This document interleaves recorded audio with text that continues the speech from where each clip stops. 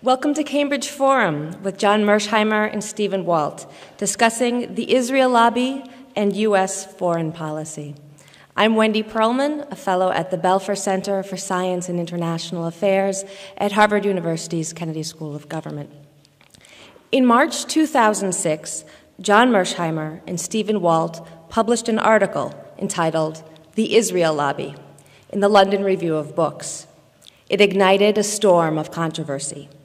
They argued that a group of pro-Israel activists was manipulating U.S. foreign policy to benefit the state of Israel at the expense of the national interests of the United States.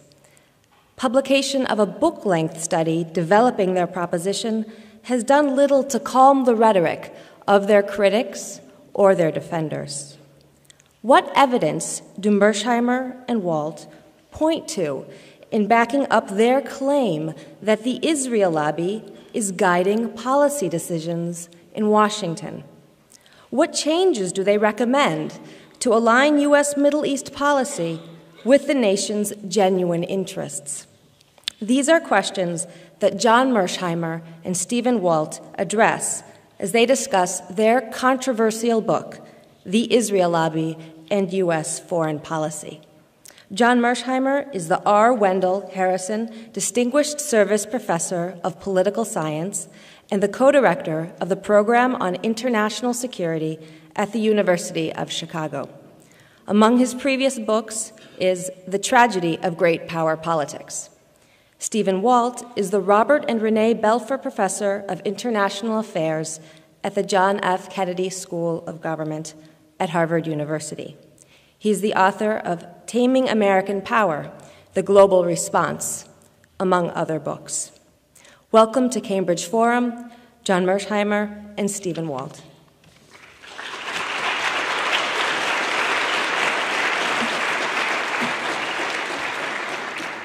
Thank you, Wendy, for that very nice introduction, and thank you all for coming this evening.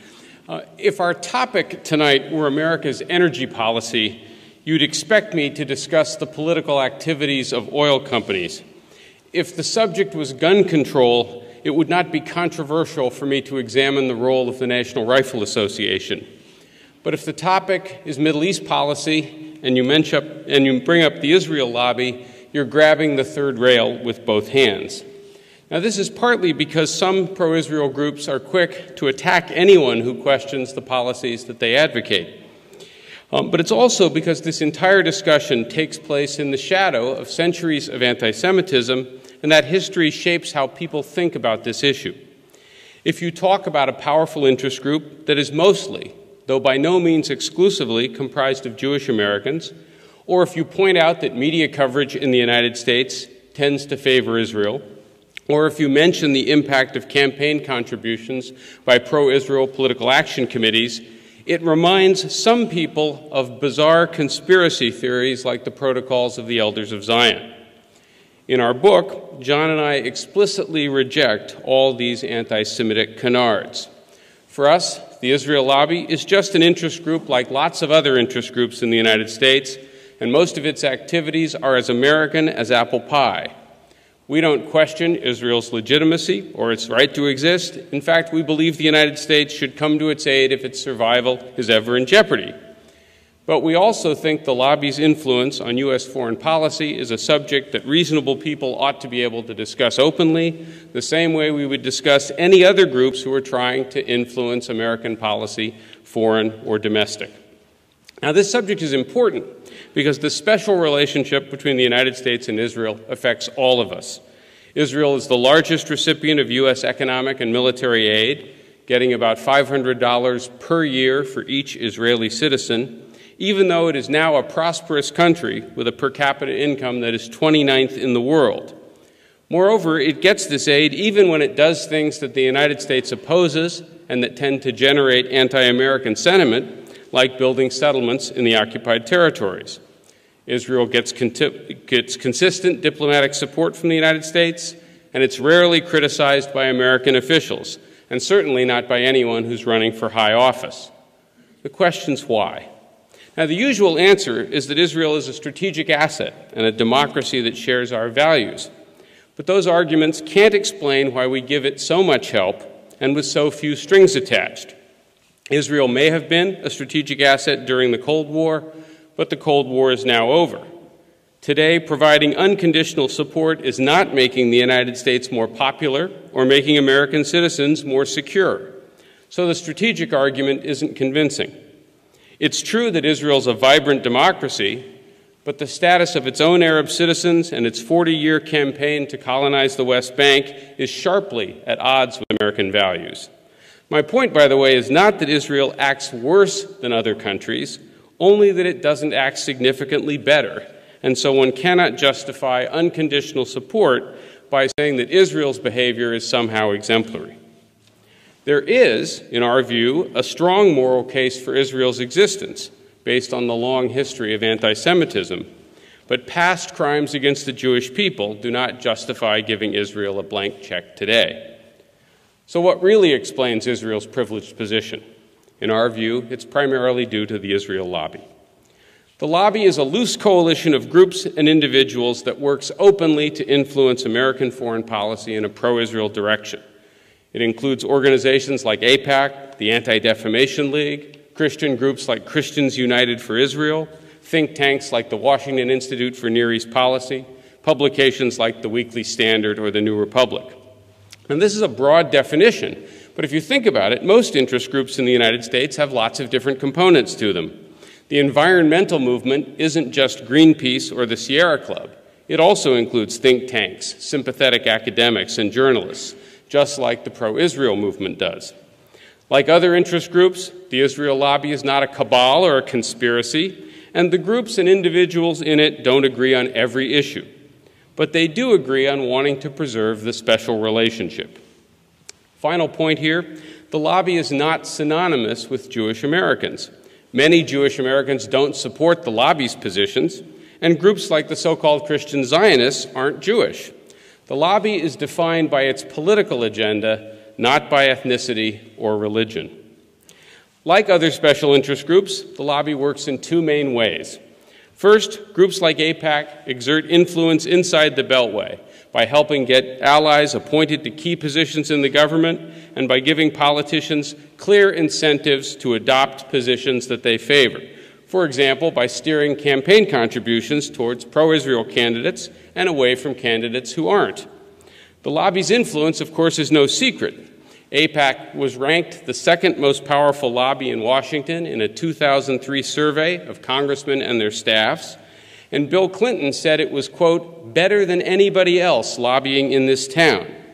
Newt Gingrich called it the most effective general interest group across the entire planet, and former Congressman Lee Hamilton, who served for 34 years, said there's no group that matches it. They're in a class by themselves. Former Senator Fritz Holling said, as he was leaving office, you can't have an Israel policy other than what AIPAC gives you around here. And that's why Israeli Prime Minister Ehud Olmert said AIPAC was, quote, the greatest supporter and friend we have in the whole world, and Jeffrey Goldberg of The New Yorker called it a leviathan among lobbies. Now, of course, it's not just AIPAC, but it's also a number of other groups and individuals, including, as I've mentioned, a subset of the Christian evangelical movement. The second strategy is to try and shape public discourse and American perceptions so that Israel is viewed favorably by most Americans. Pro-Israel think tanks and commentators produce a steady diet of op-eds, articles, books, and media appearances intended to shape these perceptions and influence policy. Media commentary in the United States tends to be pro-Israel, and there's simply no equivalent in the United States to Israeli journalists like Akiva Elder, Gideon Levy, or Amira Haas, who are frequently critical of Israeli policy. My point is not that these critics are always right and that pro-Israel pundits are always wrong. My point is that voices like theirs are almost entirely absent from mainstream media in the United States. But even so, various pro-Israel watchdog groups monitor media coverage, organize boycotts and demonstrations against news agencies that publish or broadcast anything critical of Israel. And there's numerous examples of this taking place. Finally, last but not least, efforts to stifle criticism often include smearing critics by accusing them of being anti-Semitic. After former President Jimmy Carter published his book, Palestine, Peace Not Apartheid, last year, Martin Peretz of the New Republic said, quote, "Carter will go down in history as a Jew hater." A critic in the Washington Post compared Carter's views to those of David Duke's. Needless to say, such charges were routinely leveled at us after our article was published, even though there's not the slightest shred of evidence to support them. Pro-Israel groups use these smear tactics for three main reasons. First, to distract people from the real issue, which is American policy. Second, to deter people from criticizing Israel or criticizing the lobby itself. No sensible person wants to be labeled an anti-Semite, so some people just keep quiet. And finally, this tactic marginalizes people in the public arena. After all, what politician would want to associate with someone who's been accused, even falsely, of being anti-Semitic? This works especially well in the foreign policy community, where being critical of Israel will almost certainly get you into trouble professionally. What's the result of all of this? On this one issue, there's little serious debate in the United States, little serious debate about support for Israel, especially in Congress, even when it's obvious that American Middle East policy has gone badly off the rails and in ways that are harmful to the United States and to Israel alike. To illustrate that point, John is now going to describe the lobby's contribution to the Bush administration's decision to invade Iraq. Thank you very much.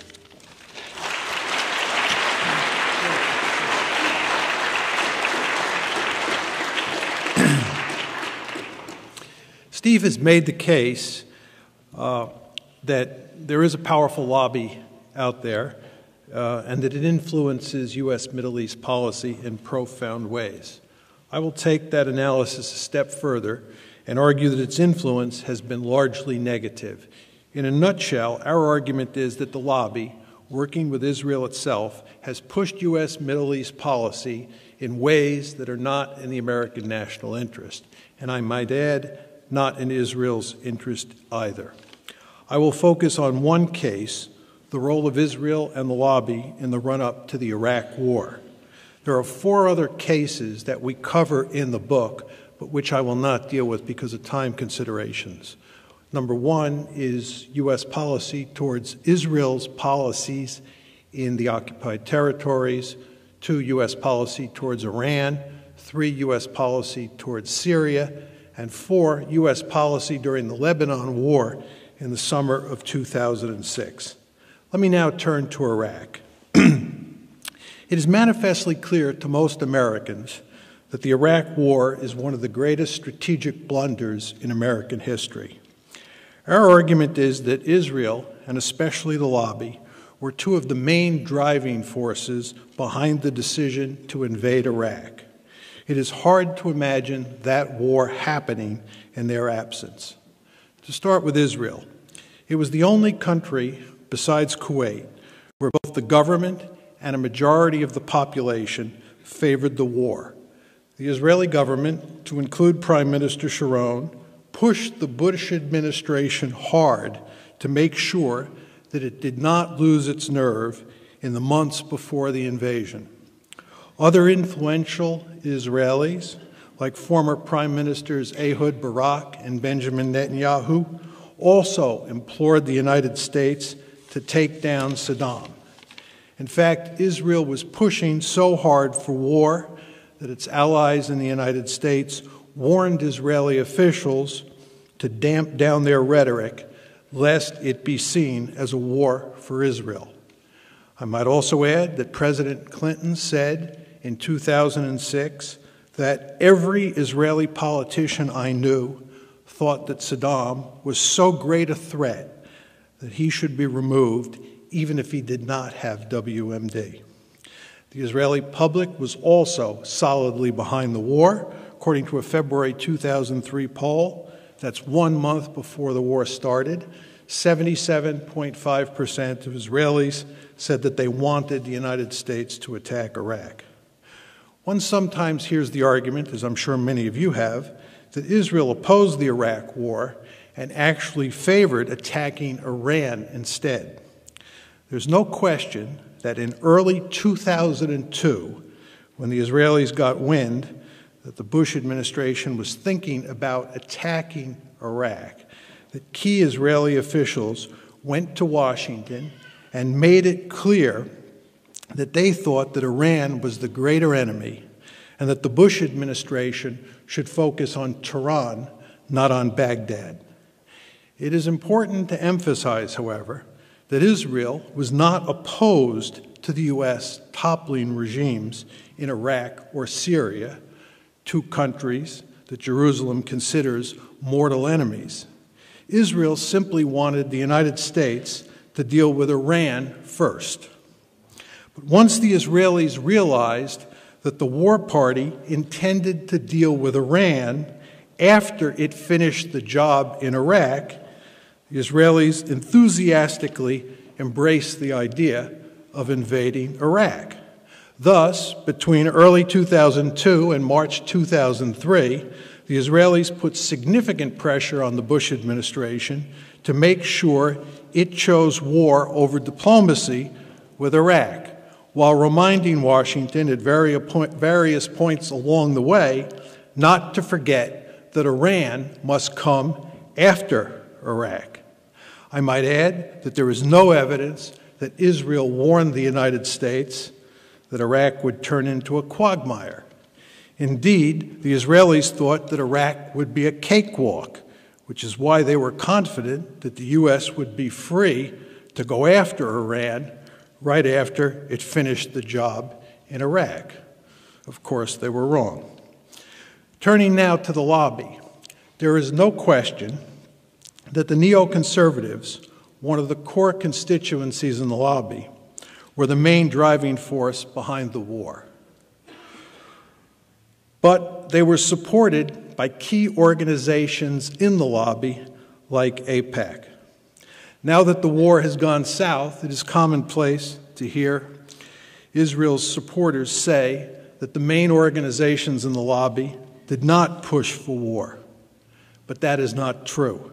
This point is made clear in a May 2004 editorial that appeared in The Forward, a weekly Jewish newspaper based in New York. Reading from the editorial in The Forward. As President Bush attempted to sell the war in Iraq, America's most important Jewish organizations rallied as one to his defense. In statement after statement, community leaders stressed the need to rid the world of Saddam Hussein and his weapons of mass destruction. Concern for Israel's safety rightfully factored in to the deliberations of the main Jewish groups. One sometimes hears the claim that AIPAC took no position on the Iraq war and certainly did not advocate it. This is not true either. First of all, this claim fails the common sense test, as AIPAC usually supports what Israel wants, and Israel certainly wanted a war against Iraq. Second, there is hard evidence that AIPAC lobbied for the war. For example, AIPAC's executive director, Howard Kohr, told the New York Sun in January 2003 that one of AIPAC's successes over the past year was, quote, quietly lobbying Congress to approve the use of force in Iraq, end of quote. The neoconservatives, of course, were the main driving force behind the war. They initiated the idea of using force to topple Saddam in two letters written to President Clinton in early 1998. Over the next 5 years, and especially after 9/11, they pushed relentlessly for a war against Iraq. No other group or institution in the United States was seriously committed to invading Iraq over that 5-year period. Indeed, there was significant opposition to attacking Iraq even after 9/11 within the State Department, the intelligence community, and the uniformed military. I might add that there is hardly any evidence that the oil companies and the oil-producing states were pushing for war with Iraq. The neoconservatives are, by their own admission, deeply committed to Israel. In fact, many of them are connected with key organizations in the lobby, like the Washington Institute for Near East Peace and the American Enterprise Institute. Our argument here, it should be emphasized, is not that the neoconservatives or the leaders of the lobby were pushing a war that was in Israel's interest, but not in America's national interest. On the contrary, they believed that invading Iraq was good for both America and Israel. For the neoconservatives, and the lobby more generally, what is good for Israel is good for the United States, and vice versa. Although the neoconservatives were deeply committed to a war with Iraq, they could not make it happen by themselves. They failed to convince Clinton to go to Baghdad, and they had little luck selling the war in the first 8 months of the Bush administration. It was the events of 9/11 that created the circumstances where they could help convince President Bush and Vice President Cheney that invading Iraq was a good idea. But without Bush and Cheney on board, there would not have been a war. I might add that Steve and I believe that if Al Gore had been elected president in 2000, there would not have been an Iraq war. All of this is to say that the neoconservatives were necessary to have the war, but by themselves they could not make it happen. One final point is in order about Iraq. We are sometimes accused of saying that Iraq was a Jewish war. Nothing could be further from the truth. We pointed out in the book, as we did in the article, that polls taken before the war show that American Jews were 10% less supportive of the war than the general American public. Our argument is that the war was due in large part, not exclusively, it was due in large part to the influence of the Israel lobby, especially the neoconservatives within it. It's not the American Jewish community. And as Steve emphasized, the lobby is defined by its political agenda, not ethnicity or religion. Let me conclude with a brief word about what we think the U.S.-Israeli relationship should look like. To start, the United States should end its special relationship with Israel and treat it like a normal country. It should treat Israel the way it treats other democracies around the world, like Britain, France, Germany, Italy, and India. In practice, this means that when Israel is acting in ways that are consistent with the American national interest, Washington should back the Jewish state. But when Israel is acting in ways that harm U.S. interests, Washington should distance itself and use its considerable leverage to get Israel to change its behavior, the way it would do with any other country that was acting in ways that might hurt the United States. Regarding Israel's conflict with the Palestinians, the United States should act as an honest broker. In other words, Washington should pursue an even-handed policy towards the two sides. In particular, the United States should make it clear to Israel that it must abandon the occupied territories and allow for the creation of a viable Palestinian state on those lands. Jerusalem should be told that the United States will oppose, not tolerate, Israel's colonial expansion in the West Bank. None of this is to say that the United States should abandon Israel. On the contrary, the United States should defend Israel's right to exist within its pre-1967 borders with some minor modifications. And most importantly, if Israel's survival is threatened, the United States should come to its aid. Thank you.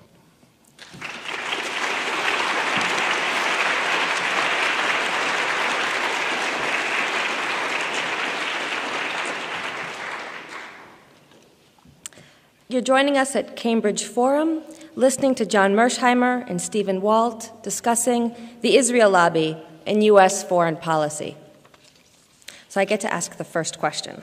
And in the book, you talk quite a bit about dual loyalty, so I'll ask two questions based on my own dual loyalties. And one is as a student of Middle East studies, and the other is as a student of political science. So as a student of Middle East studies, you discuss quite a bit in the book and in your talk as well about anti-Semitism, and also about anti-Americanism as one harmful outcome of our own country's policies in the Middle East. What you don't mention is anti-Arab or anti-Muslim sentiment that's so prevalent at these times in our country, especially after 9/11. Can you discuss how this anti-Arab, anti-Muslim sentiment relates to the Israel lobby, either how it allows it to operate or how people perceive the lobby or any of the themes that you discuss in the book related to public discourse on Middle East politics and public decision-making. So that's the first question.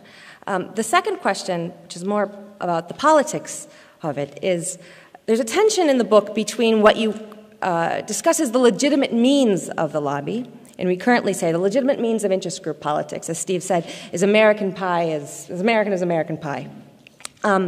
Between these legitimate means and the destructive outcomes. So looking more largely at American politics, are you saying that there's something gone awry with this American pie? There's something deeply wrong with American politics in terms of the role of money in politics, the failure of separation of powers, the ability of small groups to dictate policy that harms the interests of the majority?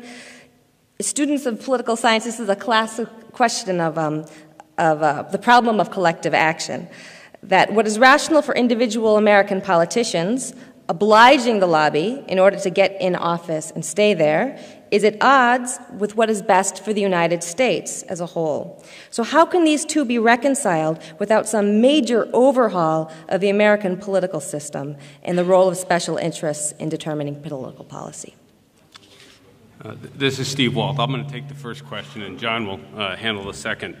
Thank you, Wendy, for asking such easy questions. With respect to the first one on sort of the role of anti-Muslim or anti-Arab attitudes in the United States, which, when you think about it, aren't particularly surprising in the wake of September 11th, despite the efforts that many people have made to try and dampen those down. Let me just say a few things about it. One is, I think it's important to recognize that the Muslim world is quite heterogeneous, and the Muslim population in every country that I'm familiar with is quite heterogeneous, in much the same way that I would argue that pro-Israel groups in the United States are also somewhat heterogeneous. Some of them say favoring a two-state solution, some of them being adamantly opposed, and it's important to recognize that heterogeneity. That said, I do think that some groups in the Israel lobby have encouraged, or some individuals have encouraged us to take a much more hostile view of the Muslim world than is warranted. People like Norman Podhoretz, who appear to be obsessed with Islamofascism, it seems to me, are encouraging us to see the entire Islamic world as fundamentally hostile to us, asking us to treat the entire Muslim world as though it is all just like and in full agreement with its worst, most extreme, most violent elements, with people like Osama bin Laden. You see this also in those who argue that anti-Americanism in the Arab and Islamic world is driven by some great cultural clash, that it's sort of what we are, what we stand for, rather than a reaction to American policy. This flies in the face of numerous public opinion surveys that show that anti-Americanism in every part of the world, but especially in the Arab and Islamic world, is driven not so much by cultural differences, but again by reactions to what they regard as unjust or conflictive American policies. Just one final point is, what we have to recognize here in the United States is that many of these reactions and these conflicts that we have, even with countries in those regions, is not based on some deep and irrational hatred of the United States. Again, it's based on what they regard as a real conflict of interest. For example, we now have a serious conflict with Iran over Iran's nuclear ambitions, but Iran is not seeking control of the nuclear fuel cycle and possibly seeking to get nuclear weapons because it has some deep religious or cultural conflict with the United States or even with the West. If any of us, it seems to me, were in Iran's position, we would be thinking seriously about wanting to have a nuclear deterrent, because after all, the world's most powerful country has declared that it wants regime change in that country. If I were Iran, I would be worrying about my own security, and I'd be thinking about getting a nuclear capability too. I should just add, I think Iran's nuclear ambitions are a problem, and a problem we ought to be addressing, but we ought to be addressing it by seeing it as a conflict of interest, not by assuming that the Muslim world is fundamentally hostile to us, not by assuming that there is some deep cultural clash, not by assuming that they hate us for what we are. Rather, it's much more what we do. This is John Mearsheimer, and I will take Wendy's second question. She pointed out that it seems to be the case that small groups using legitimate political means seem to have the ability to sometimes produce bad policy outcomes. I think that's true, and I think it's endemic to the American political system, as she hinted in her question. As most of you know, interest group politics have been at the heart of the American political system since the founding of this country. And in any political system where interest groups punch above their weight, what you're going to discover is that small groups of smart and well-organized and well-funded individuals can have an influence on policy that leads to outcomes that would not be the outcome of the body politic at large if it could vote. Let's just take the National Rifle Association and put aside the Israel lobby. If the American people could vote on gun control, there's no question that we'd have serious gun control legislation in this country. The reason that we don't have serious gun control legislation is because of the power of the National Rifle Association, which is a small and very powerful interest group. And the NRA, by the way, acts in legitimate ways. There's nothing conspiratorial about the NRA. It's not an organization that is acting in an unlawful way. It's playing the game of American politics in the same way that the AARP, the Farm Lobby, the Israel Lobby, and the Cuban Lobby play the game. But I would argue, and I know Steve agrees with me, that the gun control legislation that we don't have in this country is a bad policy outcome. I would argue that the farm policy that we have in this country is a bad outcome, and it's due in large part to the effect of these special interest groups. And Steve and I are basically arguing the same thing about the Israel lobby. It is pushing policies that we believe are not in America's interest or not in Israel's interest. But it's not because they're behaving like a cabal or a conspiracy or any of this kind of nonsense. It's because they're operating in a political system where sometimes interest groups produce outcomes that are not in the interest of the body politic as a whole. So what can be done about it? Oh, that's exactly, that was my last point. You hit the nail, this is John Mearsheimer again. Wendy hit the nail right on the head again. Nothing can be done about it unless we fundamentally alter the nature of the political system, which is not going to happen. The only thing that would matter on the margins, I think, is campaign finance reform.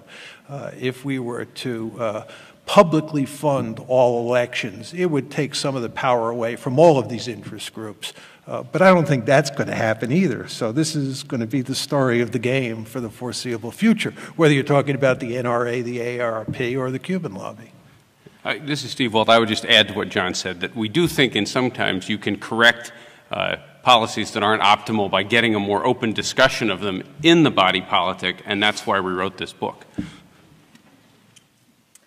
Welcome to Cambridge Forum as we continue our discussion with John Mearsheimer of the University of Chicago and Stephen Walt of the Kennedy School of Government at Harvard University, discussing the Israel lobby and U.S. foreign policy.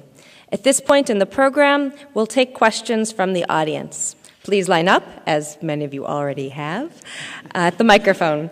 No speeches, please, no long comments. Please be concise in respect for the many other people who also have questions.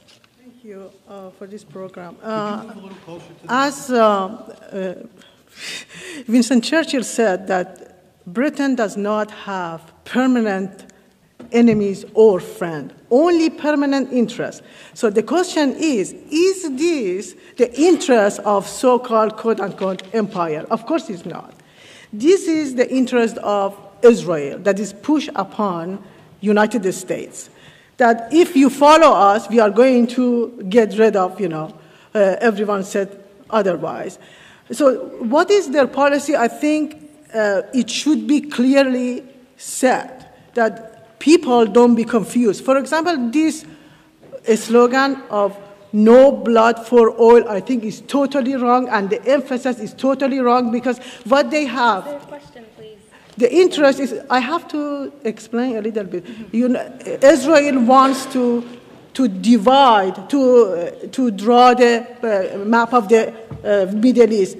And the first thing is that Iran, as you said, they have in mind is Iran that divide. You can move it to a question now, please. Excuse me. I mean, this is what's the purpose of it? No. It's a time for question and answers. American people must be strong and stay opposed to this policy and ask the government to discard this policy and do not wage another war. This is the interest of Israel instead of Israel. No, please, will you ask your question? Interest of the Israel on American expense, okay? So, and also by this policy. No, I'm afraid. Look at all the people behind you. No, I'm. There's lots of people behind you. Come on. I'm sorry, I mean, you have to be. No, it's not fair. No, well, thank you. It's not fair. For the past 20 years, you are not Let's not answer the question. Let's just the next question. Please. No, well, thank you. Thank you for your comments. We'll ask John Mearsheimer and Stephen Walt to comment now on the comments you made. Thank you.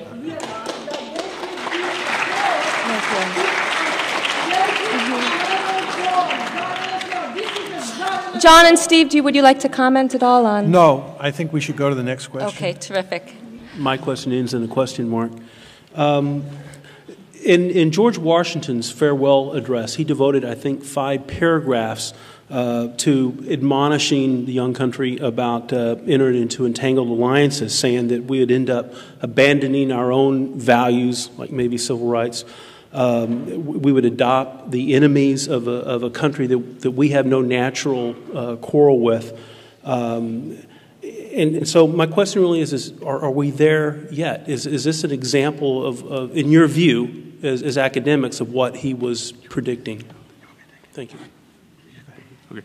Yeah, I think that the question referred to George Washington's farewell address and his concern that we might become too heavily tied to any single country. And I think that this is a case where not only has the United States adopted a special relationship towards Israel that's no longer in our interests, but rather one where we would be better allies for Israel if, in fact, we had a more normal relationship.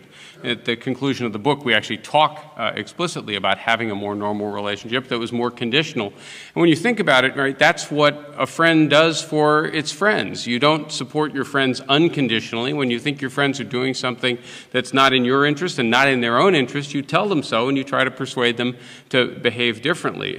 Right now, because, in our view, the political influence of these various pro-Israel groups, it's become virtually impossible for American politicians to criticize Israel, to put any meaningful pressure on Israel, or even for foreign policy elites to have much of an open discussion of this subject. This is not good for the United States, but more importantly, it's not good for Israel because we're not able to be a good ally that it can occasionally tell the Israelis when they're doing something that's not smart for them either.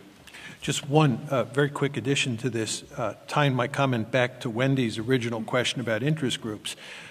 Not only is America a country where interest groups have been embedded in the political process from the beginning, but it's an immigrant culture. And what we have coming into the country over time are large numbers of different immigrant groups. And those immigrant groups invariably, when they get to the United States, form interest groups and weigh in the political process. And one of the most interesting stories that's been in the newspapers recently, I'm sure many of you have seen this, is how the Indian American lobby is beginning to imitate AIPAC and push the United States in a pro-India direction in ways that AIPAC pushes the United States in a pro-Israel direction. So again, Wendy, I don't think this process is going to end anytime soon. Thank you for your book. I have 2 questions. First one is, much of your analysis has been true for some decades. So my question is, why now are you writing this book? I mean, I understand that it's in overdrive now, the pro-Israel lobby's impact. So that's my first question.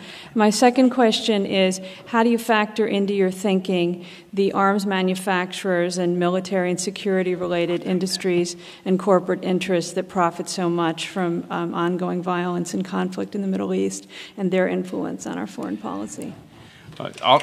This is Steve Walt. I'll take the first one. John gets the easy question. We didn't write the book 20 or 30 years ago because we're not that old.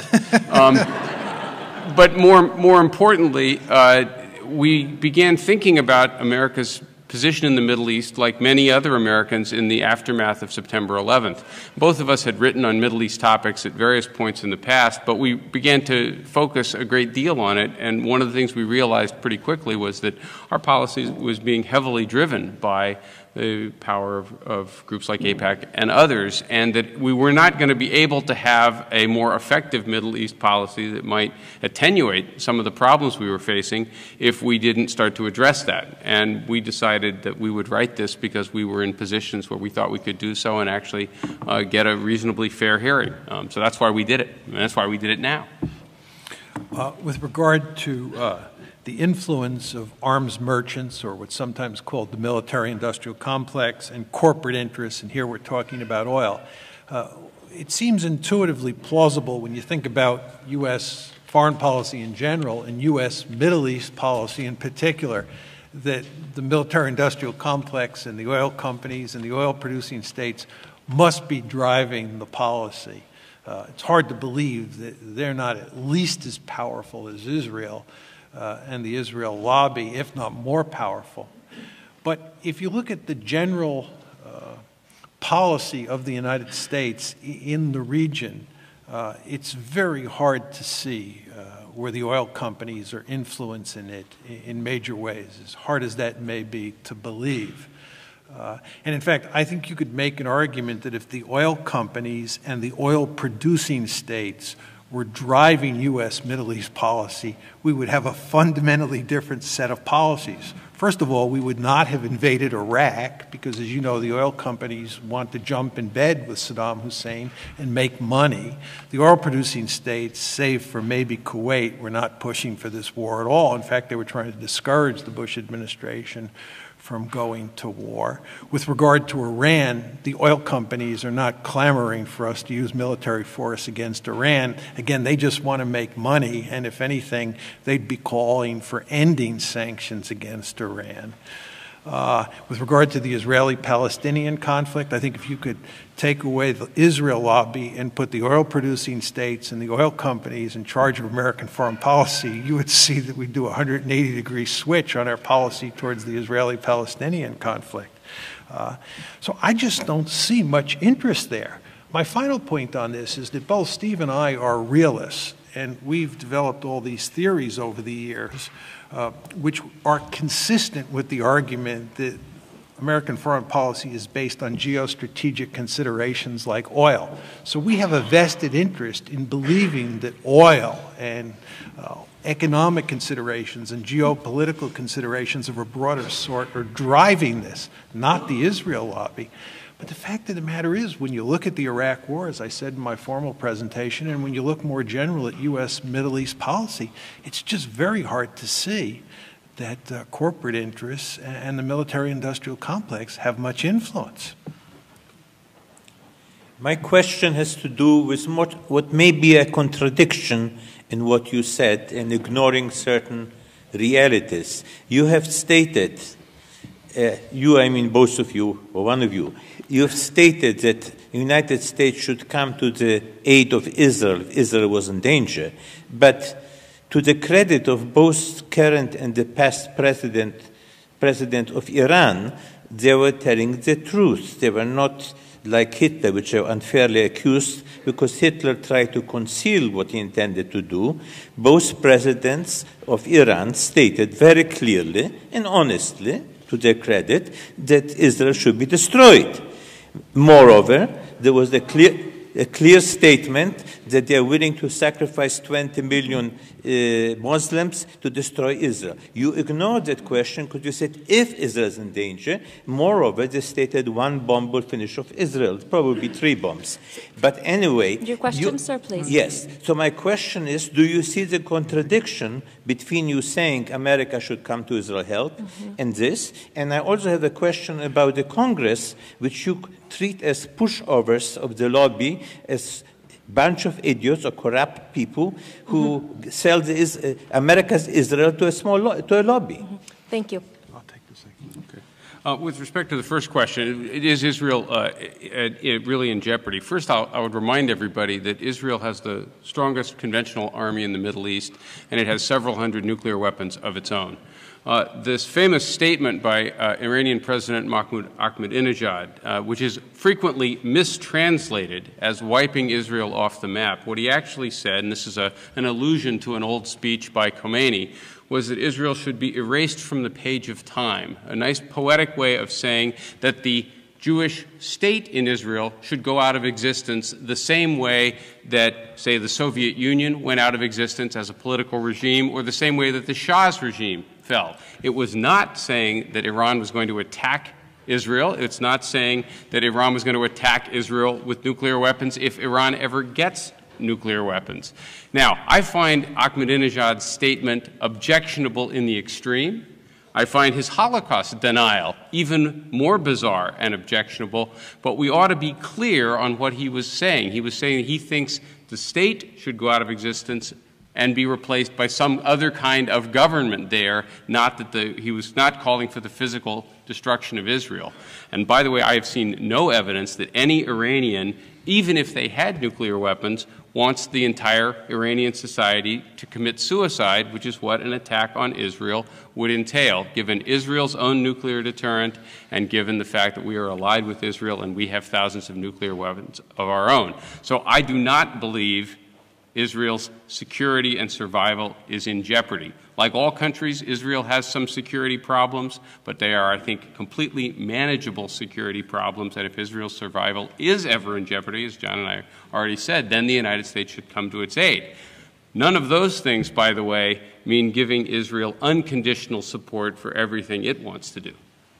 With regard to your second question about us essentially saying that Congress is a bunch of idiots or pushovers or they're corrupt, that's, I think, not an accurate statement of what we were saying. Our argument is that in a system that privileges interest group politics, you're often going to find cases where powerful interest groups force legislators on Capitol Hill to sign on to policies that they otherwise would not sign on to.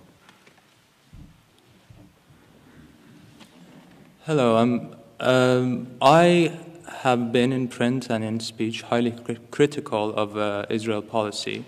So I would like that to be known so that later on, after I'm done with my question, you don't assume that I'm part of the Israel lobby speaking here. But I'm speaking as a journalist and as somebody, let's say, who's involved in observing political science.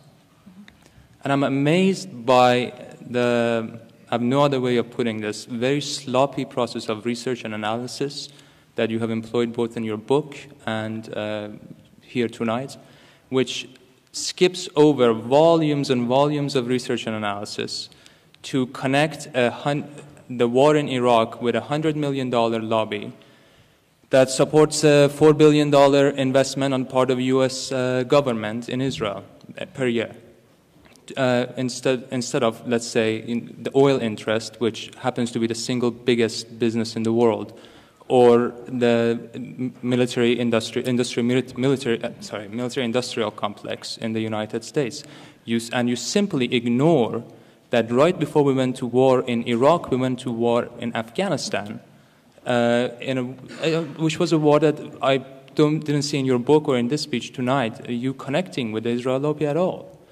And my second question, I'm sorry, which is very related, is that don't you feel that by so haphazardly connecting a war that has many, many influences and many, many repercussions for the American people, so haphazardly connecting it with Israel, you're very irresponsibly placing the entire blame on Israel and therefore contributing to anti-Israeli and subsequently anti-Semitic feelings in this country?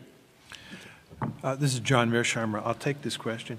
First of all, on the business of sloppy research, it's one of the charges that's often leveled at us. And Steve and I have each written 3 books and countless articles. Nobody who has read any of those books or articles has ever accused us of sloppy scholarship. Do you really think that when we decided to, as Steve put it, grab the third rail with both hands, that we decide at that point to let our guard down and do sloppy research?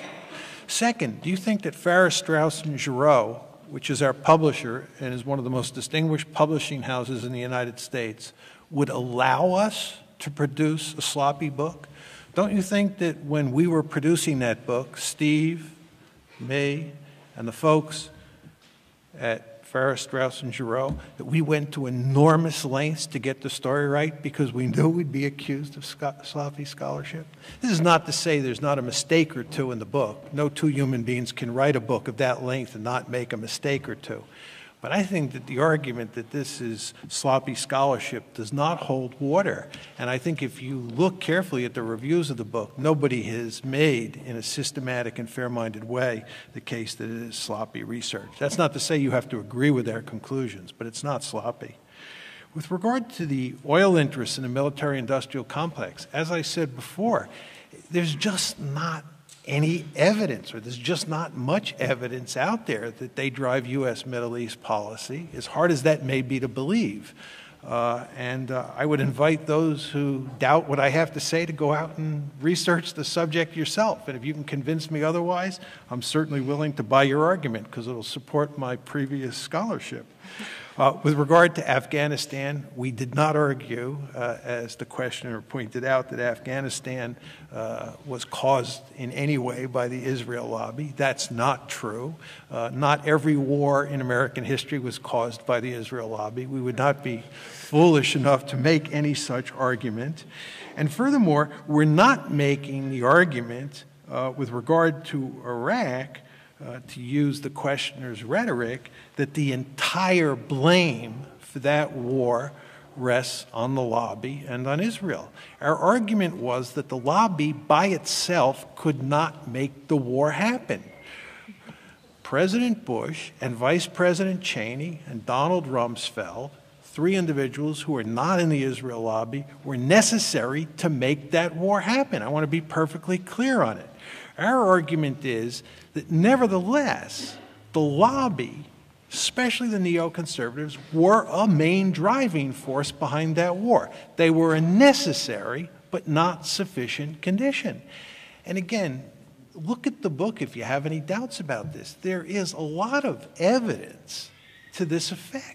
And a good number of people, including people like Philip Zelikow, who has worked for Condoleezza Rice, and Wesley Clark and former Senator Hollings, have said that the war was due in large part to the efforts of the Israel lobby. This is not that controversial an argument. And when you take into account that most Americans, especially those who were pushing for the war, like the neoconservatives, thought this was a cakewalk, it's not hard to understand why that's the case. My name is Michael Brower. I love to be a critic. I'm sorry I haven't yet read your book, so I have to be addressing your speeches tonight. And I sat there, and unfortunately, I couldn't find anything to disagree with or to criticize or to question except your language. And what I object to, and I want you to start thinking seriously about changing your language in one respect. Over and over again, you use the phrase neoconservatives and neocons, which is their own choice of language to put respectability on what they do, that inner group of 25 you spoke of. I submit, you don't have to buy my language, but please think of your own separate language. They're not conservatives, they're not neocons, they're reactionaries. They're radical reactionaries, and worse, they're imperialists. So my own term for them is incompetent imperialists.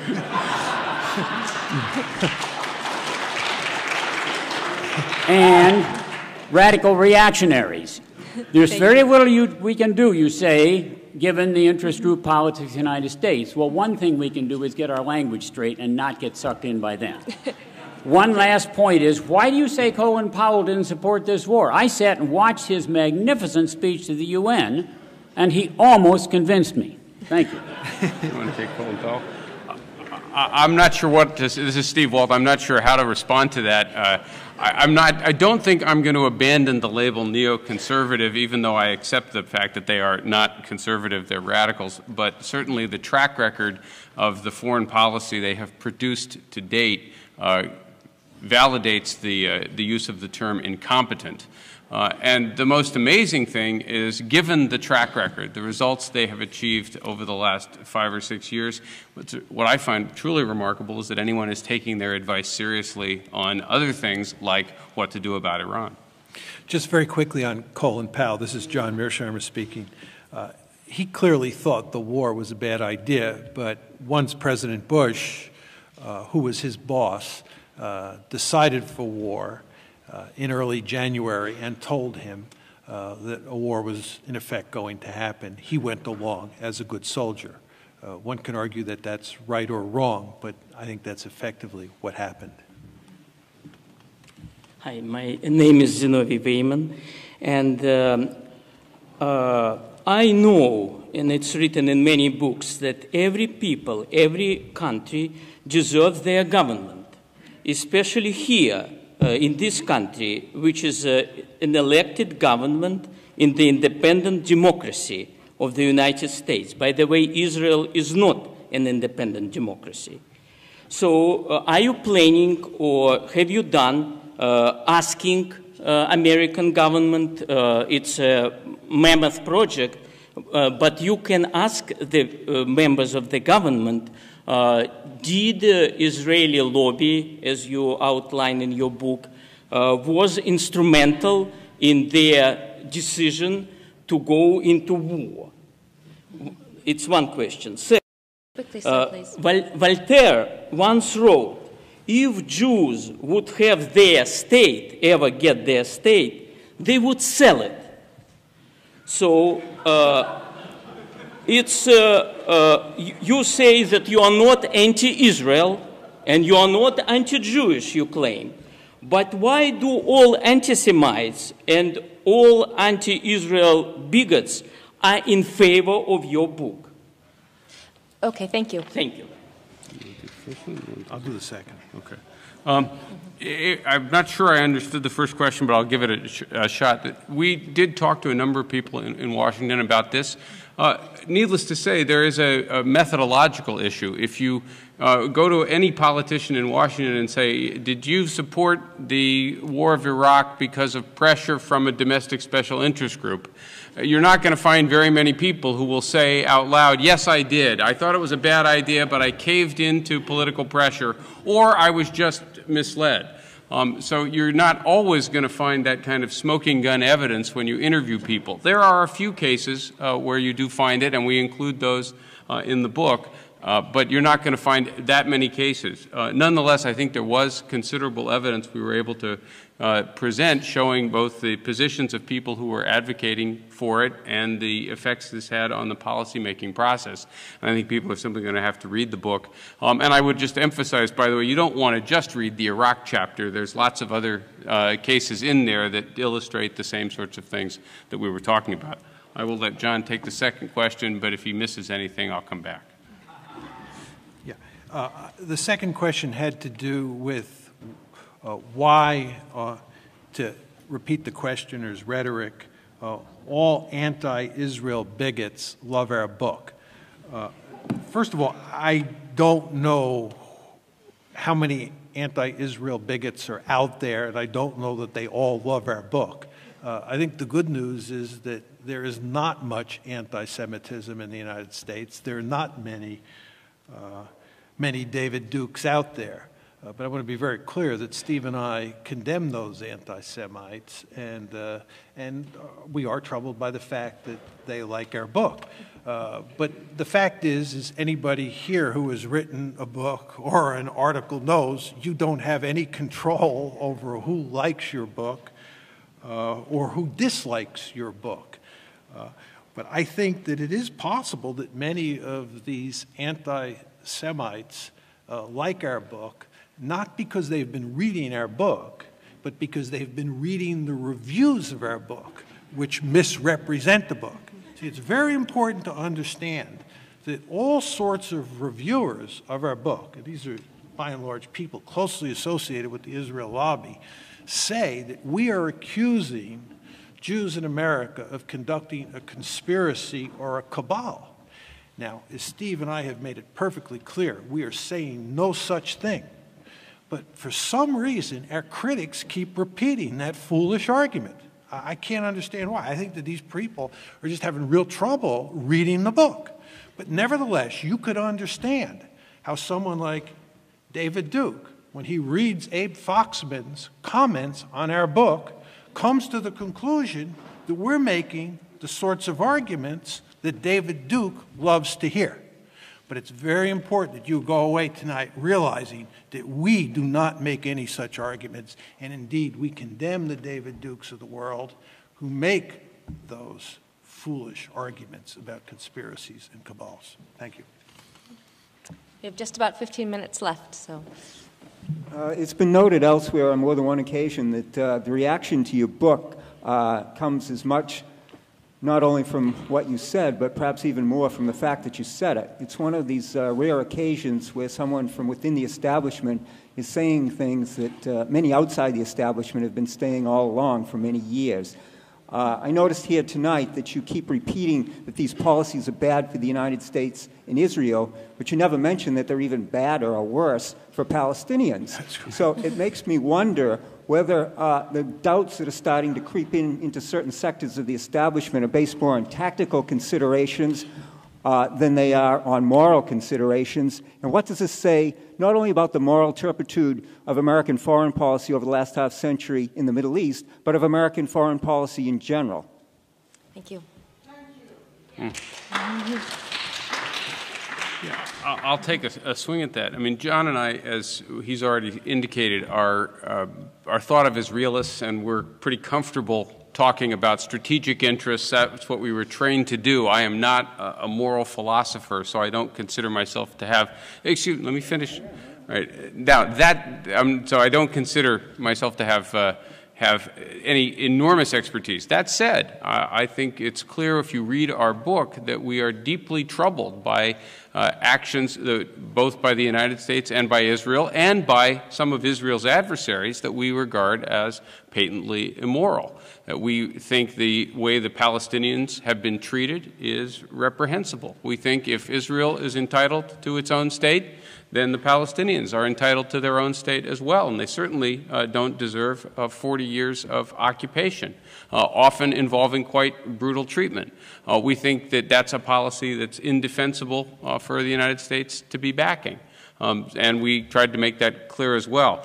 I'd have to think a little bit longer about whether or not I wanted to sort of cast a grand moral condemnation on all of American foreign policy, but I'll just say the following. I think all countries, including all great powers, have done pretty horrible things, because I think we're all flawed as human beings, and the leaders of great countries make big mistakes sometimes, and sometimes those mistakes are deeply immoral, and Americans are not immune to that problem either. So again, I'm not going to say we're worse. I think in some respects, by the standards of great powers, the United States has done reasonably well, but we're by no means perfect. Can I just say a word or two, because this is John Mearsheimer, because it is an excellent question. As a realist, I believe that sometimes moral and strategic considerations are at odds. And in those cases, states invariably pursue what's in their strategic interests. In other words, strategic interests trump moral considerations. And there are plenty of examples of that in American foreign policy over time, which would be grist for your mill. But what's very interesting, in my opinion, about this particular case, and here we're talking about American policy towards Israel and the Palestinians, is that it is a beautiful case where strategic imperatives and moral imperatives are lined up. It's in America's strategic interest, and Steve and I also believe it's in Israel's strategic interest, to end the occupation and create a viable Palestinian state. It is also, as you alluded to, the morally correct thing to do, both for the United States and for Israel.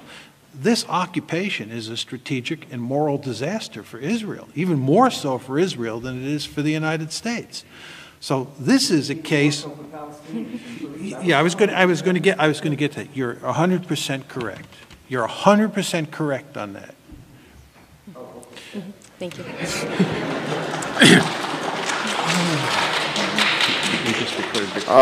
Yes, I just want to say that if I were you, I wouldn't be talking about what's in Israel's interests, because that sounds a bit condescending, and for myself, I don't really care what's in Israel's interests. I care what's in America's interests. And the thing is that why are we concerned about Iran now? I mean, why not just let Israel be concerned about Iran? They're the one, they claim that Iran is a threat to them. Why should we have any concern for that? Why should we have any concern for ensuring Israel's existence? I don't see why that's any of the United States' business, or why it helps the United States to ensure Israel's existence. And do you favor withdrawing funding for Israel so we have more money here for our own domestic needs? Thank you. I'll take part of that question. This is Steve Walt, and John will take the parts I leave out. I think I'm going to leave the Iran question. Here, we, in our book, focus primarily on the American national interest, but we talk at times about these policies not being in Israel's interest, because we recognize that many Americans do have a strong attachment to Israel. And as an immigrant society, as John alluded to a while back, many Americans have attachments to countries, other countries, in addition to the United States. Doesn't mean they're disloyal. It just means that for various different reasons, they also feel strongly about some other country, and that's perfectly fine. It's perfectly fine to manifest that kind of an attachment in politics. And what we want people who are ardently attached to Israel, as well as being loyal to the United States, to think about is whether or not the policies that some of them have been advocating have been good for Israel. Right? We can make the arguments they've not been good for us, but we also believe that they've not been good for Israel as well, and we want to plant that thought in people's minds, and again, make that part of the conversation as well. On the question of American support for Israel, I think it ought to be conditional on Israeli politics. They don't need the support nearly as much as they might once have needed it. One could argue how much it was ever needed, but as I indicated in my remarks, Israel is now a relatively prosperous country, and it will be even more prosperous once it has a final peace settlement with the Palestinians and with the rest of its neighbors. So it no longer, I think, needs the $3 to $4 billion a year that it gets as aid from the American taxpayer, and I would like to see that gradually decline. Not cut it off instantly, but I would like to see it gradually decline over a period of years as part of, again, a final peace settlement there. This is John Mearsheimer. With regard to the question on Iran, the United States would care about Iran acquiring nuclear weapons even if there was no state of Israel. And there are two reasons for that. One is that we care greatly about nuclear proliferation. In particular, we care greatly about limiting nuclear proliferation. You all remember in May 1998, when India and Pakistan tested nuclear weapons, the United States effectively went bonkers. We did not like this at all. So the fact that we care about nuclear proliferation means that we would worry about what Iran is up to, regardless of whether or not there was a state of Israel in the system. Secondly, we would care because the Middle East or the Persian Gulf is an area of great strategic interest to the United States, and the United States cares greatly about the balance of power in that region. And there's one state that we worry about more than any other one, and that's Iran, because it is the only state in the Gulf that has the potential to become a regional hegemon, and the United States does not want that to happen. And if Iran were to acquire nuclear weapons and no other state in the Gulf had nuclear weapons, that would matter in terms of the local balance of power. So we would care anyway.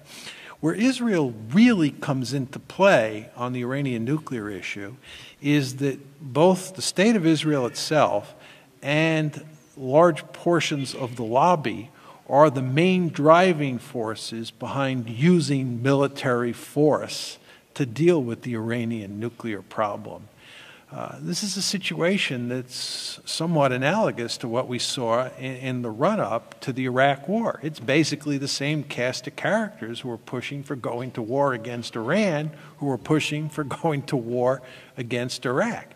And I believe that if you could take Israeli pressure and pressure from the lobby, especially the neoconservatives, out of the equation, there would be very little talk in the United States today about using military force against Iran, and that would certainly be all for the good. My name is Mark Sersnaki. I'm from Norwood. I'm a naturalized American citizen. And the reason I reached out for your book is that my son was in Iraq in 2003. And I and my wife spent many a sleepless, agonizing night, just thinking, why he could die.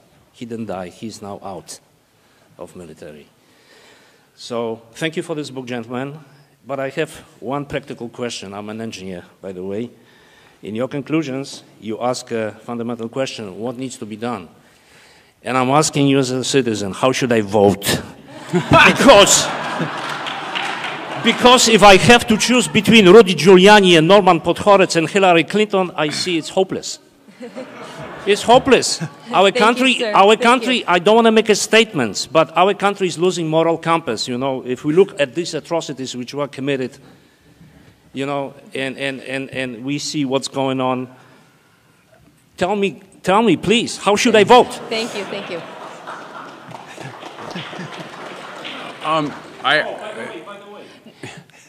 Let everybody know that we can use write-ins, right? We can use write-ins. We don't have to choose candidates which are like in my previous communist countries were given to me. We have write-ins. We can write George Washington, Jefferson. Thank you. The question is clear. Yeah. I'm tempted, given some of the reactions to our book, to endorse the candidate I want not to win, and hope that gets that particular candidate in trouble. I'm actually not going to endorse a candidate. I don't know if John's going to want to or not, but I think if the argument of our book is basically right, it's not going to matter which of the, let's call the mainstream candidates wins, that American Middle East policy will continue to be heavily shaped by these institutions and organizations until we get a broader range of opinion represented on these subjects and until some of these organizations get a little less influence. And this is what we say in the conclusion of the book, we remind everybody that what we think of as the Israel lobby is a heterogeneous group of organizations. They agree on wanting to maintain the special relationship, but they don't agree on everything. One of the big problems now is that many of the policies that the most influential and powerful organizations in the lobby are pushing are some of the more hardline and extreme ones. And there are more moderate groups within the so-called Israel lobby or pro-Israel community whose views are much more sensible. There would be nothing wrong with having a politically influential pro-Israel community in the United States if it were pushing politicians to adopt a sensible set of policies. So again, the problem is not the fact that there's a powerful lobby. The fact is that the problem is that that powerful lobby has been pushing for a confrontational approach to most of the Middle East and against a two-state solution for Israel and the Palestinians. If we had a lobby that was pushing the other way, I'd probably be supporting it. Sir. Hi. I was at your presentation at MIT earlier this month and asked a question that you either failed or refused to answer. And I want to ask it again because I think it gets to the heart of what this discussion is actually about. Do you believe it is possible for somebody in good faith, in good conscience, who is looking at the evidence to come to a different conclusion about what U.S. policy ought to be? Of course. Then sure. What's the point of your book? Are you asserting that the people who are in favor of a policy that's different from yours are acting in bad faith? No, we think they're wrong, but they're not acting in bad faith. No, this is America where we debate policies, we debate disagreements, and we see who can win the debate. One of our objections is that there hasn't been much of a debate on this policy in the United States because any time people try to raise this, they immediately get accused of being anti-Semitic. Right? So we haven't had much of an open discourse in the United States. We don't have very many people representing the Palestinian views on the pages of the New York Times or the Washington Post. Right? Jimmy Carter is one example, and look what happened to Jimmy Carter. Right?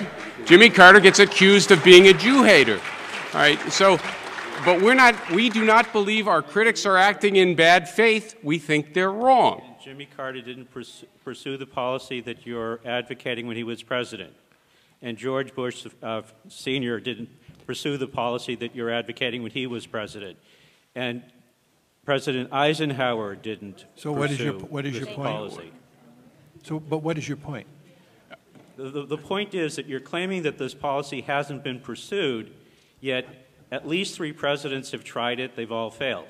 Actually, if you look at Shlomo Ben-Ami's book, Scars of War, Wounds of Peace, he's the former Israeli foreign minister, he points out that the 2 presidents who made the greatest contribution to Israeli-Arab peace were Jimmy Carter and George Bush the Elder. And this is Ben-Ami, not me saying it, he says they were successful in doing this because they were willing to take on the Israel lobby. So, yes, we agree with you. If more presidents were willing to take on the Israel lobby, we'd actually make more progress towards peace. That's certainly what Ben-Ami was arguing. And we're just about out of time, so I think this will have to be our last question. First of all, I'd like a little bit of can you hear me? Yes. I'd like a little bit of clarification. I don't speak Farsi or read Farsi. I've read numerous translations of President, I use that term advisedly, Ahmadinejad of Iran, in his comments about wiping Israel off the map. I assume you speak Farsi and read Farsi fluently. But considering the fact that his remarks came at the confluence of installing 3,000 centrifuges to produce fissionable material, his Holocaust denial conference, and preceding his presidency, the moderate President Rafsanjani's nuclear threats against Israel as well, I'm a bit puzzled by your absolute certainty that this was not an ominous and existential threat from the Mad Mullah of Tehran. That's number one. Could you just specify what the nuclear threats against Israel were? Yes. I refer anybody here to Google Rafsanjani, Israel, and nuclear, and you will find specific ominous nuclear threats that the former president of Iran made against Israel. You can check it. But secondly, my second question is, and I want to be brief. We're just about out of time. How do you explain the very broad trashing of your book by respected analysts from journals as diverse as the New York Times, the New Yorker, the New Republic, and institutions like the Council on Foreign Relations, which by no stretch of the imagination can be considered pro-Israel or neoconservative? Thank you, sir. Specifically, Walter Russell Mead, in a recent review, and I quote, called your work remarkably slipshod handling of evidence, and also Benny Morris, who you rely on in your book quite substantially, and his comment was, and I quote, Walt and Mearsheimer are outrageously incorrect historical asserters, and they provide very voluminous footnotes to that. Right. If your book is so rock solid in its scholarship, how do you explain these very respected critics trashing your book? Thank you. I'll take the second one. Yeah. With respect to... please, ma'am, please. I think the question was directed at us. With respect to Ahmadinejad... With respect to Ahmadinejad's statement, I stand by what I said earlier. It's in the book and the sources we used for the correct translation. This was actually heavily debated in a number of places, and I think there's actually no real disagreement about what he actually said. And as I indicated, I found that remark and his Holocaust denial deeply objectionable as well. I already also indicated that I think it's easy to understand Iran's interest in a nuclear capability given the strategic environment that it faces, and I don't think this is based on the ambition to one day launch nuclear bombs at Israel. John's going to take the other question. With regard to the gentleman's comments about the negative reviews of our work in the United States, there's no question that the book has gotten almost universal condemnation here in the United States. And the response to the article, which came out in March 2006, was not much different. First of all, with regard to the article, Steve and I wrote an 80-page response to all the criticisms that were laid out by individuals like Benny Morris, who the questioner referenced in his comments. And for anyone who is interested in reading our responses, you can go to the website that FSG has established for our book. And setting the record straight is there. And I believe we set up and knocked down virtually all of those criticisms, including Benny Morris's. That's, by the way, that's www.israellobbybook.com. Right. So we dealt with the sort of first wave of criticisms. With regard to the more recent ones, anybody who reads our book would predict that we would be clobbered in the United States and that we would get actually quite good reviews outside of the United States. And surprise of surprises, that's almost exactly what's happened. We get clobbered everywhere, or almost everywhere, in the United States. And I would say that we've gotten about 8 major reviews in Britain, and 7 of them are very positive, and one of them is so-so, but nothing like the United States. And where is the best, the most favorable review we got? Where did that come from? It comes from Israel itself. It's written by Yuri Avnery, who's actually invited us to Israel, and we plan to go there this spring. It's called 2 Nights and a Dragon, and you can Google it and read it. Furthermore, 2 of the best reviews we've gotten have been in Haaretz, the New York Times of Israel. Daniel Levy's review in Haaretz is long and very favorable. M.J. Rosenberg has also written a piece in Haaretz that is very favorable. What's really remarkable here is that this book has been received much more favorably in Israel, which is not to say that everybody in Israel agrees with it. And go back to a previous questioner, we didn't write the book because we expected everybody to roll over and say, we agree with John and Steve, end of story.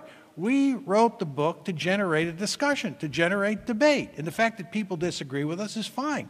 But again, to get back to the reviews, what is truly remarkable here is that we get slammed at every place in the United States, and we get treated very differently overseas. And you, of course, all know the reason: the lobby.